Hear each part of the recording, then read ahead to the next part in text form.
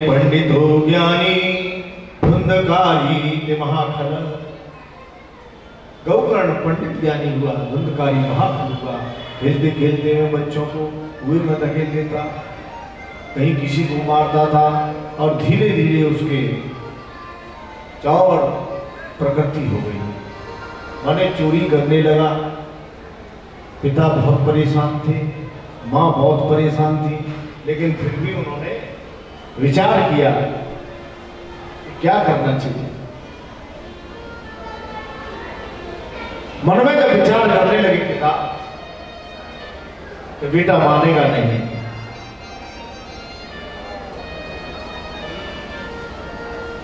और जब नहीं मानेगा तो मुझे क्या करना चाहिए, मुझे इस घर को छोड़कर और यहां से चला जाना चाहिए।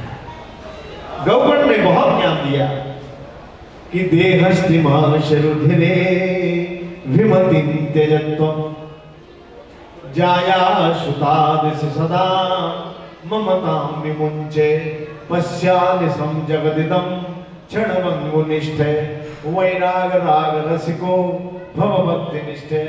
ये शरीर हड्डी मांस का बनाया हुआ है पिताजी, इसमें कभी भी आपको अभिमान नहीं करना चाहिए। क्या करूं बेटा, बड़ा परेशान है।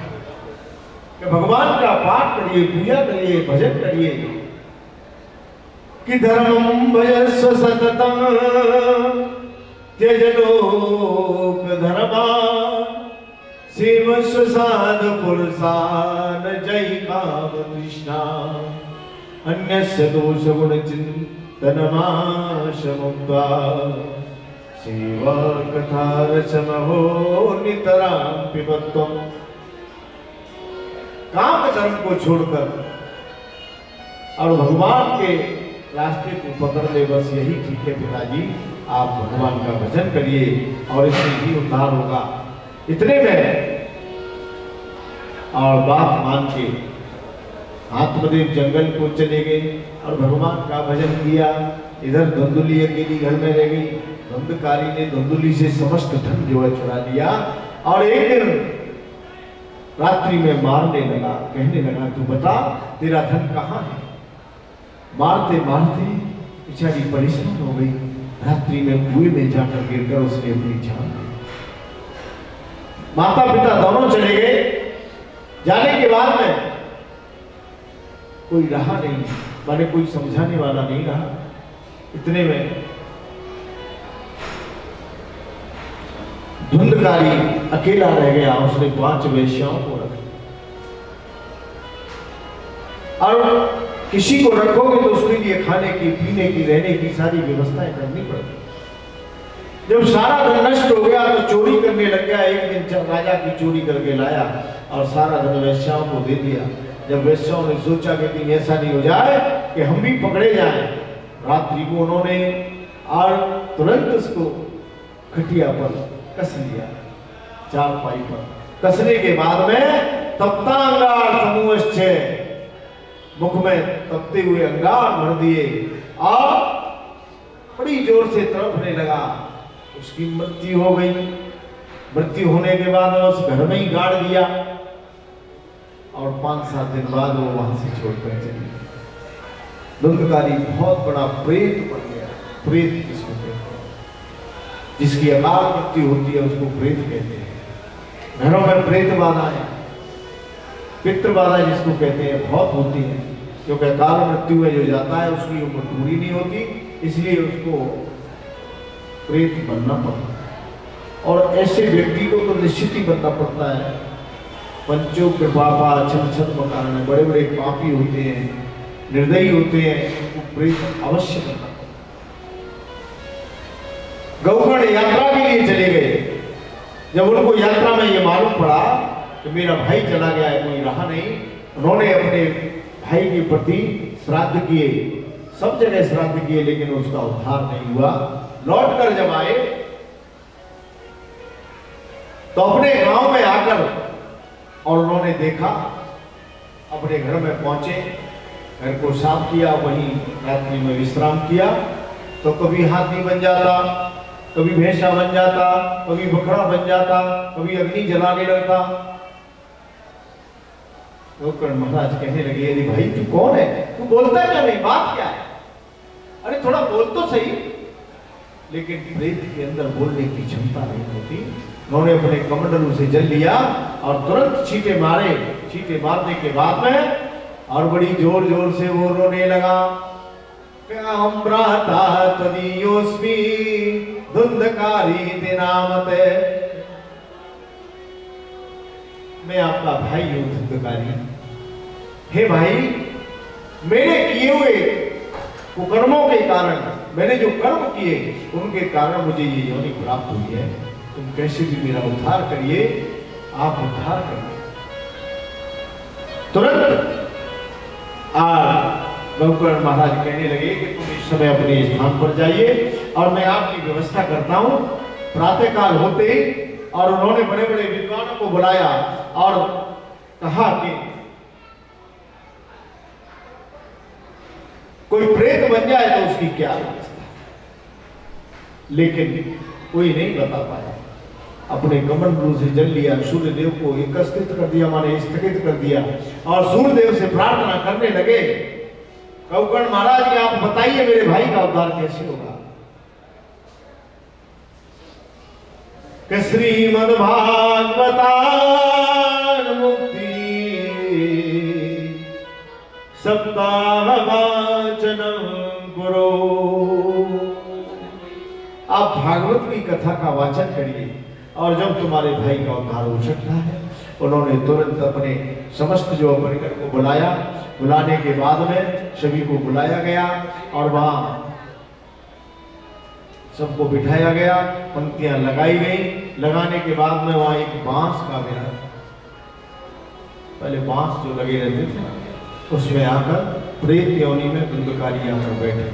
बांस जो है वासना का प्रतीक होता है और कभी भी देखना बांस हर जगह लगता है। शादी में भी पहले मंडप छाए जाते थे तो बांस का होता है और लास्ट में जब यात्रा होती है तो वो बांस की होती है। बांस वासना का प्रतीक और जिसके अंदर वासना होती है उसको जलाते भी नहीं, बांस को जलाते नहीं कभी साथ में, लेकिन फिर भी बांस से ही सारा काम होता है। प्रेत योनि में धुंधकारी आकर उस बांस में बैठ गया और तुरंत जो है गोकर्ण महाराज ने कथा प्रारंभ की और जैसे ही कथा प्रारंभ की तो वहां से बांस के माने पहले दिन की कथा में पहली ग्रंथि पढ़ी, दूसरे दिन की कथा में दूसरी ग्रंथि पढ़ी, तीसरे दिन की कथा में तीसरी ग्रंथि, इस तरीके से 7वें दिन की कथा श्रवण की और 7 ग्रंथियां बन गई। धुंधकारी बड़ी बड़े उस प्रेत योनि को त्याग कर दिव्य स्वरूप धारण करने के बाद उसमें से निकल पड़ा।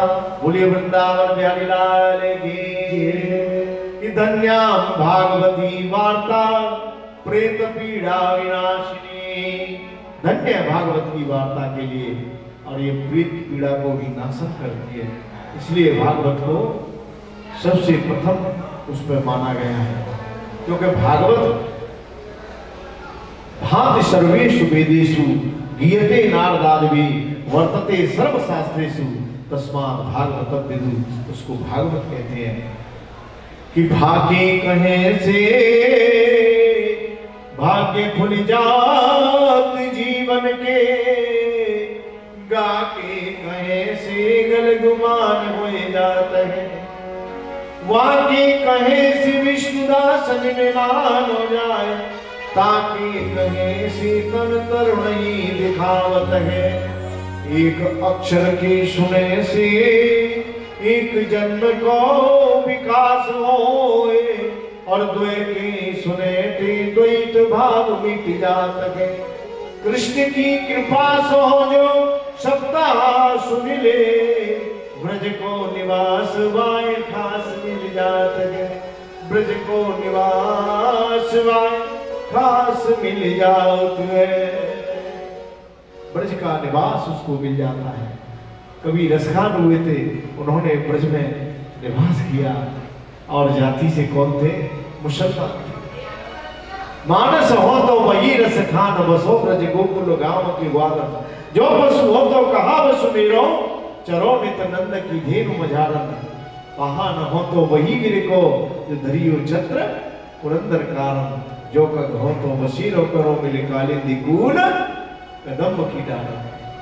ब्रज तो वैसे ही नहीं है, ध्यान रखना। ये पर्वत नहीं है, ये पहाड़ नहीं है, ये स्वयं गिरवर है, स्वयं गोवर्धन नाथ है, स्वयं कृष्ण है। अयम ब्रह्म इदम कृष्ण है, ये कृष्ण है जिसकी हम लोग परिक्रमा लगाते हैं। कोई वैसा स्थान नहीं है।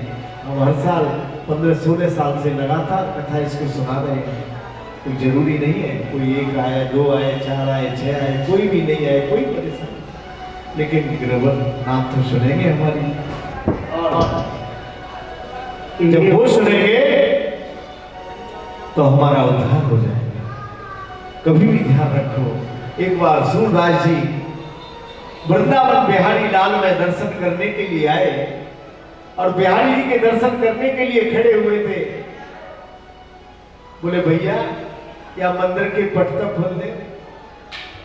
पंडा लोग कहने लगे, गोसाई लोगों ने कहा कि बाबा तुम कहां से आए हो? बहुत दूर से आया हूं, मुझे दर्शन करा दो आप। बाबा तुम्हारे आंख नहीं है, तुम क्या दर्शन करोगे? बोले मेरे आंख तो नहीं है और मैं दर्शन नहीं कर सकता, लेकिन मुझे वो तो देख लेगा।